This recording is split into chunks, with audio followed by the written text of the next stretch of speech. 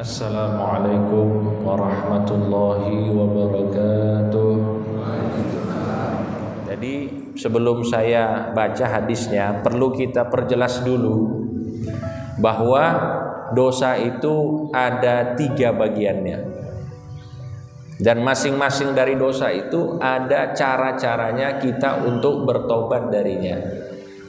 Artinya kalau kita berbuat dosa, dan manusia itu pasti melakukan dosa. Manusia itu merupakan sebuah keniscayaan dia itu melakukan dosa. Kullu bani Adam khata'. Setiap anak manusia, anak Adam pasti melakukan kesalahan. Wa khairul khata'ina tawwabun. Dan sebaik-baik orang yang melakukan kesalahan yaitu yang mau bertobat. Makanya yang jadi masalah itu bukan kesalahannya, akan tetapi yang jadi masalah ketika dia melakukan masalah, apakah setelah itu dia bertobat atau tidak. Itu yang jadi masalah.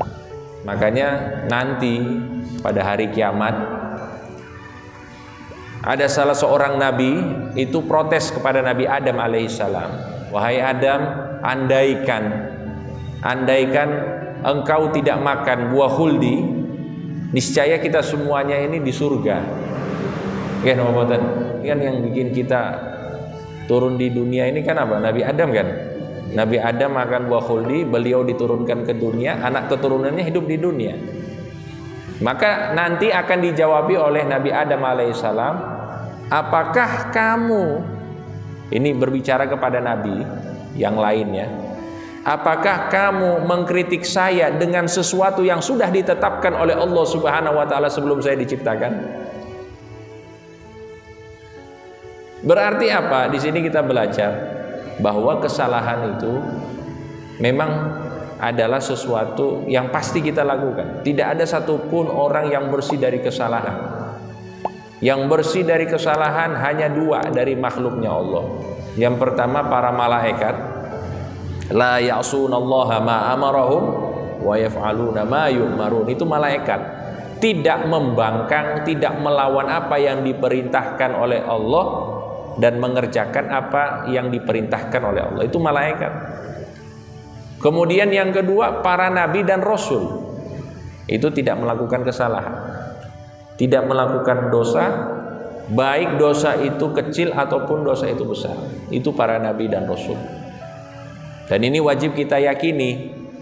Kalau ada orang misalnya dia mengatakan nabi itu manusia sama dengan kita. Kalau manusia berarti apa? Kita melakukan dosa, para nabi melakukan dosa. Ini imannya dipertanyakan ini.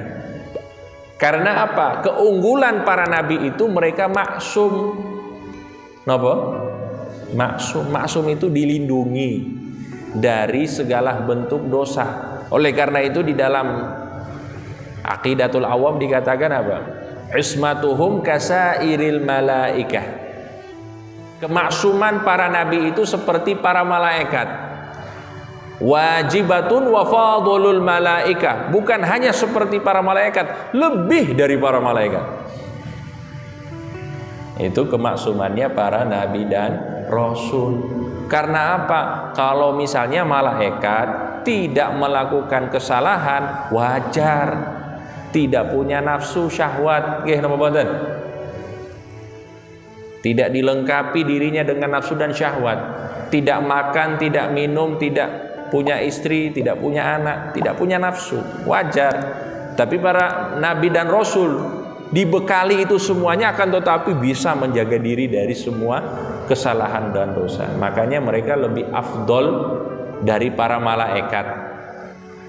Jadi para nabi itu lebih afdol dari para malaikat, sebagaimana yang disebutkan para ulama kita.